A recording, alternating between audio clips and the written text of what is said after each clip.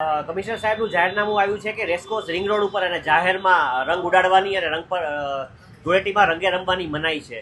આ જાહેરનામાનો અમે સૂર્યોદય માજી સૈનિક મહામંડળ રાજકોટનું જે માજી સૈનિકોનું સંગઠન છે અમે સ્વાગત કરીએ છીએ.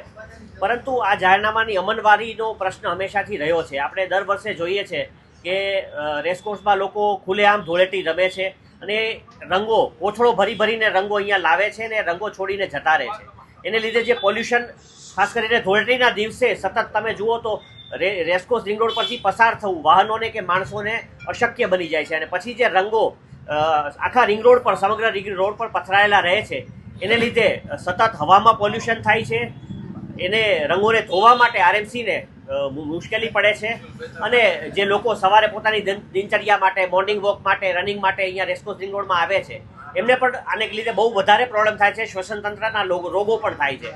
10 દિવસ સુધી રિંગ રોડ આવવા લાયક રહેતો નથી. એટલે મારી રાજકોટની જાહેર જનતાને વિનંતી છે, આરએમસી કલેક્ટર કમિશનર સાહેબને વિનંતી છે અને પોલીસ કમિશનર સાહેબને વિનંતી છે કે આજે જાહેરનામું બહાર પાડવામાં આવ્યું છે ધૂળેટી નિમિત્તે, જાહેરમાં રંગ રમવાની મનાઈ, અને ખાસ કરીને રેસકોર્સ રિંગ રોડ માટે કે અહીંયા કોઈ પણ પ્રકારની ધૂળેટી રિંગ રોડમાં જાહેરમાં રમવા દેવામાં ન આવે. રિંગ રોડને એવું હોય તો રિંગ રોડમાં જે રીતે આપણે વહેલી સવારમાં રસ્તાઓ બંધ કરી દેવામાં આવે છે એવી રીતે રસ્તા બંધ કરી દેવામાં આવે, જેથી કરીને લોકોને પડતી પરેશાની.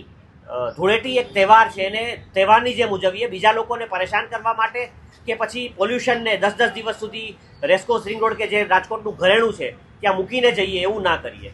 સાંજ સમાચાર ફેસબુક પેજને લાઇક કરો, વિડીયો શેર કરો અને વધુ વિગતવાર સમાચાર માટે sanssamachar.net વિઝિટ કરો.